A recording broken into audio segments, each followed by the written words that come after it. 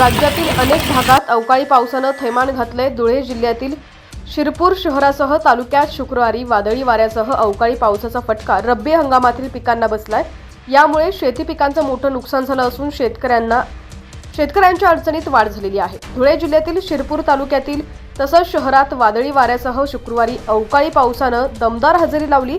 याचा फटका रब्बी हंगामातील ज्वारी, मका, हरभरा या पिकांसह केळी आणि पपईला देखील बसलाय।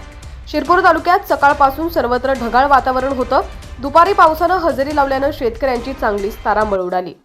सध्या मक्याच्या पिकांची काढणी जोरात सुरू असून कापसाची विक्रीही सुरू आहे। तर शिरपूर तालुक्यातील अर्ध्या परिसरात केळी पीक मोठ्या प्रमाणावर बहरलेलं असताना वादळामुळे या पिकांचं मोठ्या प्रमाणात नुकसान झालंय। जवळपास 80 हेक्टर केळी पिकाचं नुकसान झालेल्या शेतकऱ्यांच्या अडचणीत मोठ्या प्रमाणात वाढ झालेली आहे। खरीप हंगामात देखील अवकाळी पाऊस आणि गारपिटीमुळे पिकांचं मोठ्या प्रमाणावर नुकसान झालेलं असताना रब्बी हंगामातून शेतकऱ्यांना असलेली अपेक्षा देखील आता फेल ठरली असून शासनानं त्वरित पंचनामे करून नुकसान भरपाई द्यावी अशी मागणी शेतकऱ्यांमधून व्यक्त होतीये। तसंच रविवार आणि सोमवारी उत्तराखंड, छत्तीसगड आणि झारखंडमध्ये गडगडाट आणि वादळी वाऱ्यासह जोरदार पावसाची शक्यता हवामान विभागानं दिलेली आहे। पंजाब आणि राजस्थानमध्ये देखील पुढील 24 तासात गारपीट होण्याचा अंदाज वर्तवण्यात आला असून ऑरेंज अलर्ट देखील देण्यात आलेला आहे।